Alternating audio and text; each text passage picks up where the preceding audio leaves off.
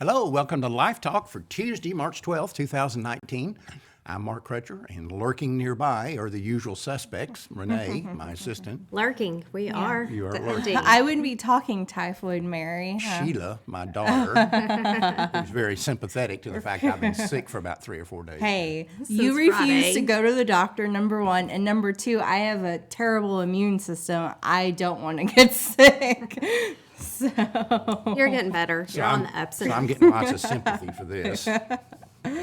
Anyway, we got a lot of things to talk about today. First off, you had an update on the sexual assault issue, Sheila. yes. So, of course, the media, the mainstream media, is still ignoring women being raped and sexually assaulted by abortionists when they go to get abortions.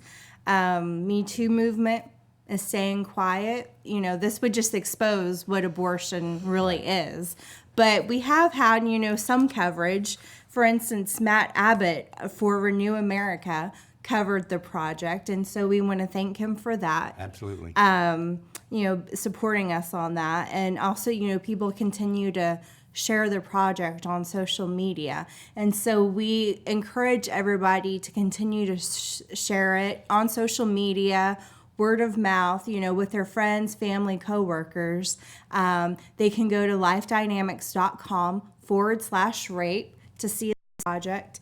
And also, we encourage everyone to get action cards.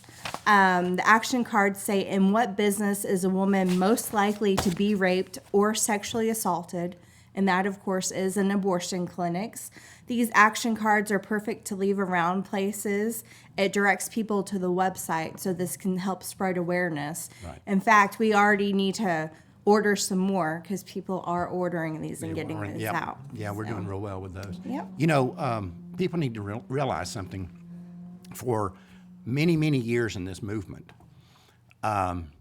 we didn't have any options about how to get our message out. If the mainstream media didn't cover something, it didn't get covered. That was the end of it. Right. But with social media and the internet, we have that opportunity. But we have to take advantage of it.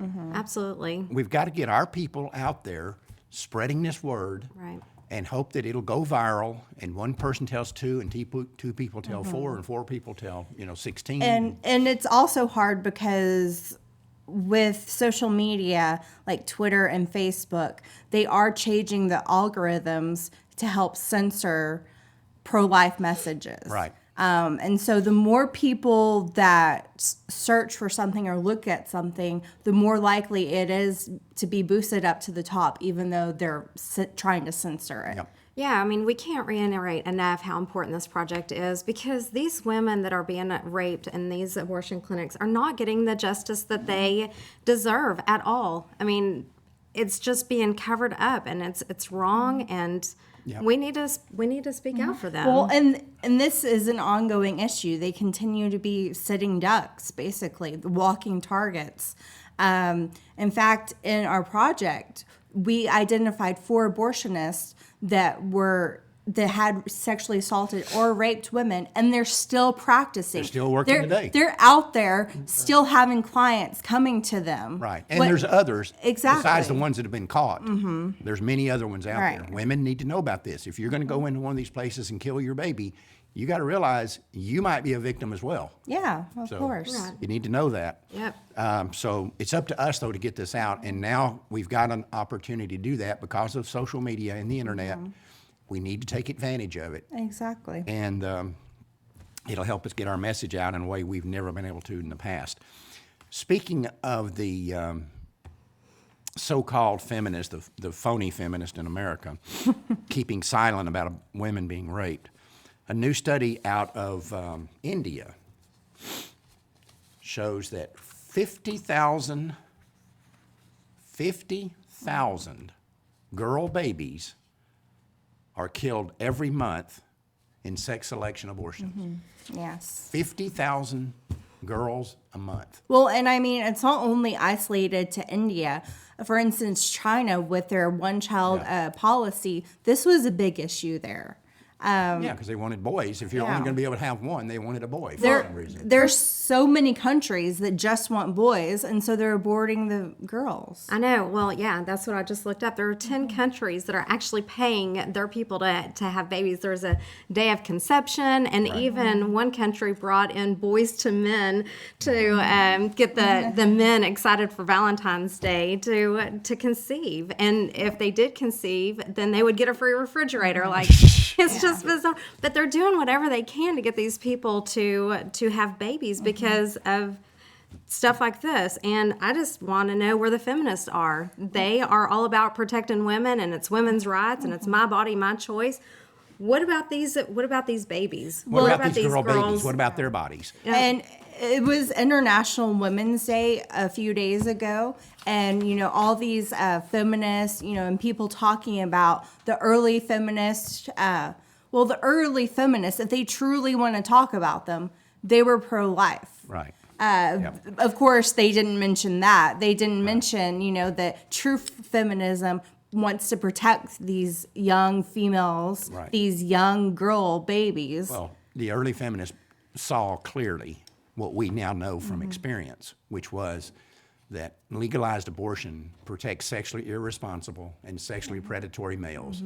And Susan B. Anthony and Virginia Woodhull and Elizabeth Cady Stanton and Alice Paul, all of these women, early feminists, the what they call the foremothers of the feminist movement, they all understood that. They saw it.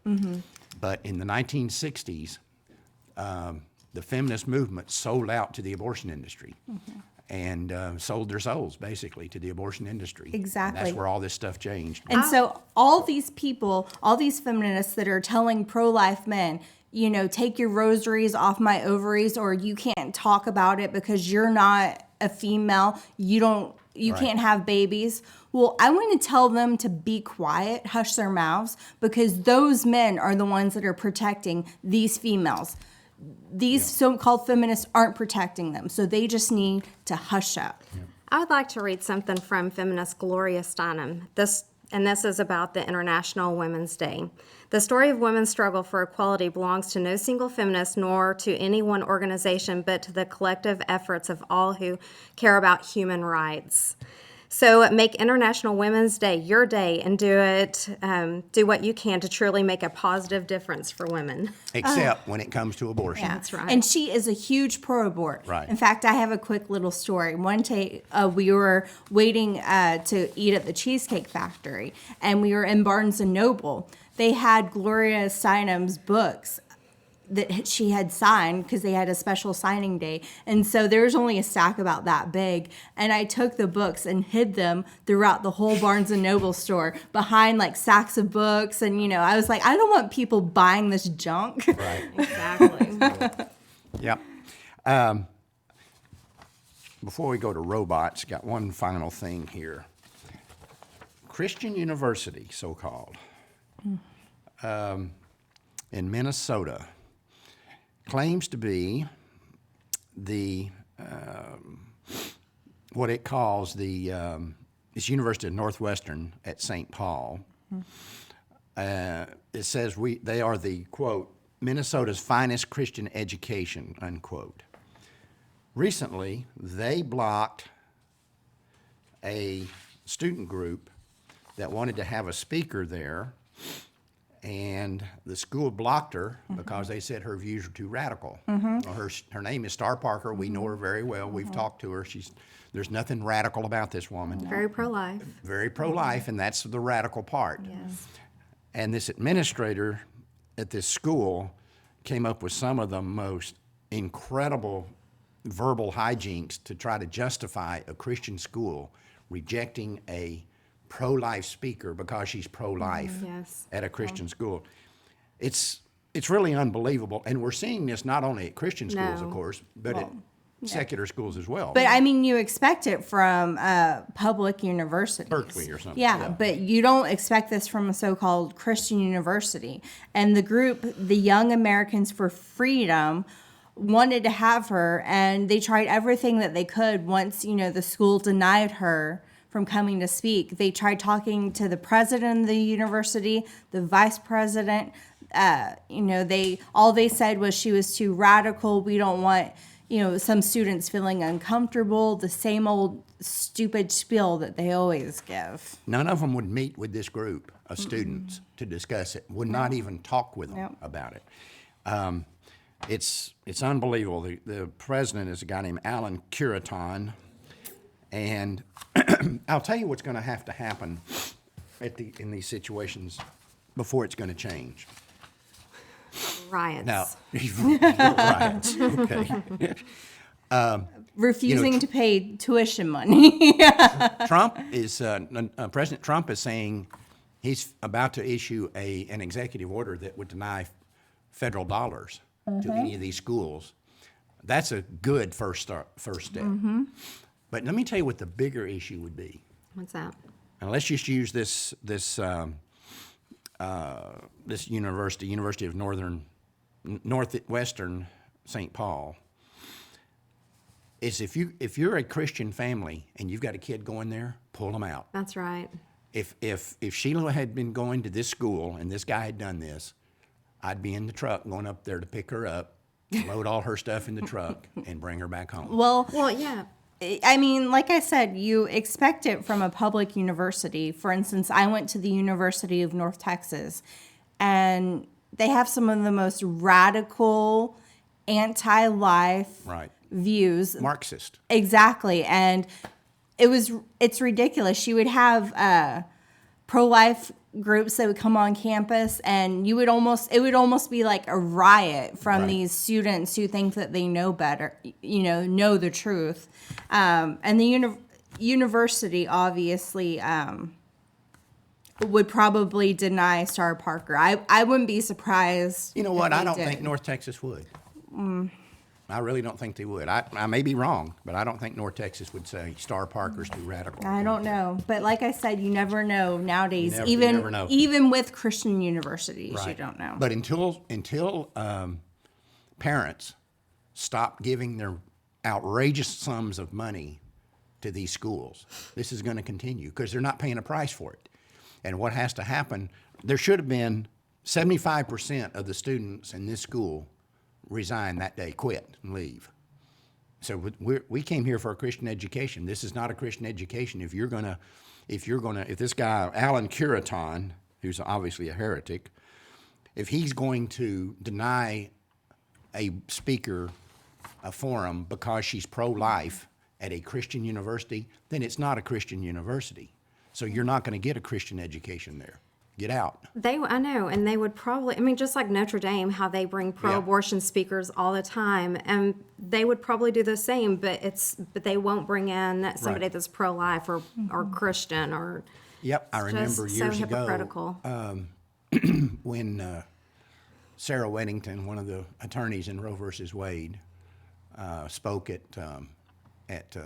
Notre Dame, and this is a scandal. Yeah, it is. That they would allow this woman, that they would even allow her to drive her car through the campus. Well, I believe they had Obama. Didn't they have Obama there? They had a few Obama years back? speak. They had Obama speak. They've had just a litany Right. of radical pro-abortion speakers, and some of them giving the commencement address. That's what Obama did. Yes, He was there yes. giving the commencement address. One of the most godless, moral defectives in the history of American politics is giving the commencement address at Notre Dame University. It's an outrage. Yeah, it is. But having Susan Weddington there giving, I think they paid her like $8,000 for a 30-minute speech or something like that. Crazy. Oh, It was unbelievable. Universities, whenever they have someone speak, they pay them out buttloads of money. Right. Sorry for that language, but they do. For instance, George W. Bush spoke at UNT, University of North Texas, and cross-wide student protest, and the amount he was paid was just unreal. Oh, I know. And so not only are, pro-abortion people are going to these universities and speaking, but the amount of money that they're being paid to do so. Oh, it is- can be in the hundreds of thousands of dollars. it's ridiculous. Yeah, it really is. All right, let's take a moment out for robots, and when we come back, I want to go over the issue of pro-abortion versus pro-choice. We'll be right back. In 1973, the U.S. Supreme Court legalized abortion nationwide. The decision is called Roe v. Wade, and those who defend it are known as robots. This is how they think. If someone is uncomfortable with the idea of surgical abortions, they can always deal with it by taking the abortion pill. The abortion lobby will leave no stone unturned in their pathetic attempt to make the slaughter of the unborn seem a little more acceptable. By this moronic reasoning, if one man poisons his wife with cyanide and another man cuts his wife's throat with a butcher knife, the second man's murder is much worse than the first man's murder. In the case of abortion, it may be true that poisoning babies with chemicals is less visually upsetting than slicing them up with scalpels or crushing their skulls with forceps. But that distinction only makes the killers feel better. After all, in both cases, the victims end up just as dead. Now, regarding the so-called abortion pill, RU46, there is a chilling association between the German Holocaust and the abortion Holocaust. When the Nazis converted from shooting their victims to gassing them, the chemical they used was called Zyklon B, which had been developed and manufactured by a company named IG Farben. In fact, Farben engineers even helped to design the gas chambers where millions of innocent people perished. After the war, in an attempt to disassociate itself from its role in the Nazi Holocaust, IG Farben changed its name to Herc AG. The company survived, and today it is a pharmaceutical giant with subsidiaries all over the world, including the United States. One of those subsidiaries is a French company named Roussel-Uclaf, and it is the company that developed RU46. In other words, the same multinational corporation that created Zyklon B for Germany's death camps created RU46 for America's death camps. Welcome back. We hear this debate all the time, and especially if you get into it with some godless pro-abort. I'm not pro-abortion, I'm pro-choice. They recognize right up front that nobody wants to be associated with abortion. Yeah, that's right. They're the only people I've ever seen in my life.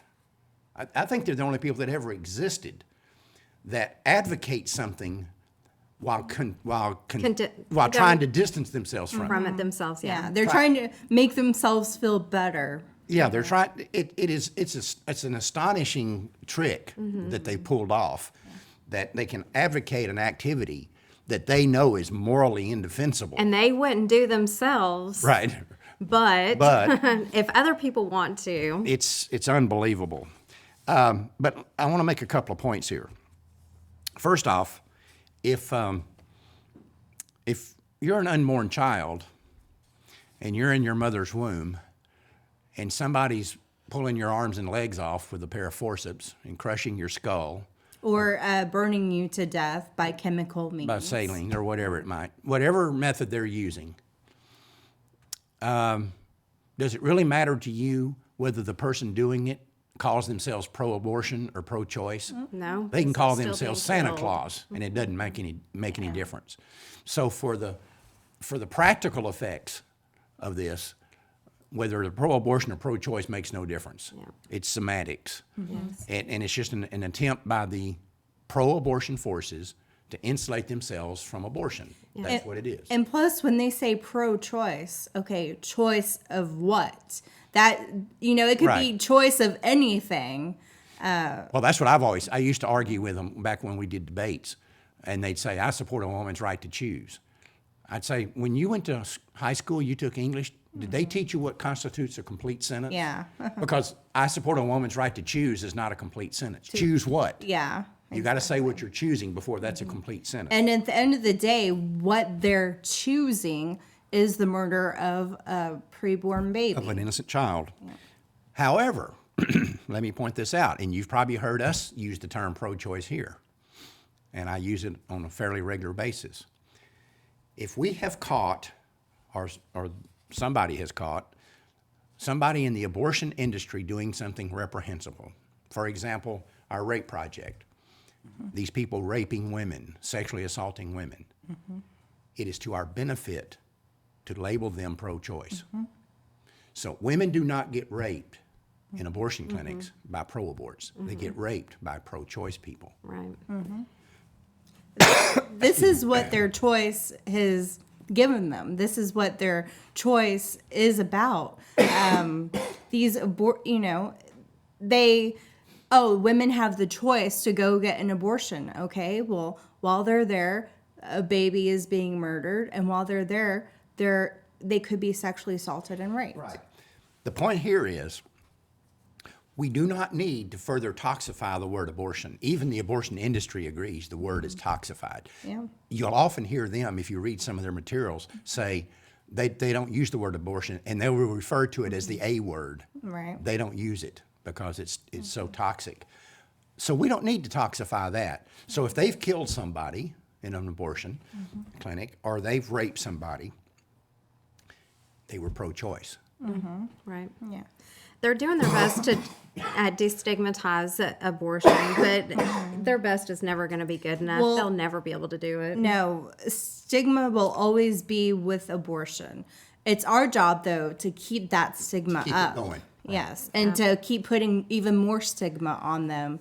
And as abortion continues to be more and more in the spotlight, people need to see more and more stigma, because why would you want to be on a side that has that kind of stigma attached to it? You don't, and that's why they're trying to make themselves proud of being pro-abortion or pro-choice or whatever it is, and wearing their T-shirts and shouting their abortion and I had an abortion. And yeah. And I mean, it's just Well, anyway. not going to work.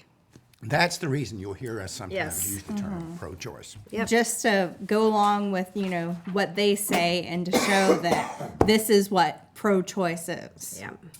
Y'all got anything else? Nothing else. No. All right. Just give us your show ideas if you have any. We appreciate it. And if we use it, we'll send you a mug. So thank you so much. Yeah. And Daddy, I think you need to go to the doctor. Do you really? Sheila? Yes, yes. He's having a coughing fit here. So. Yep. I'm sorry.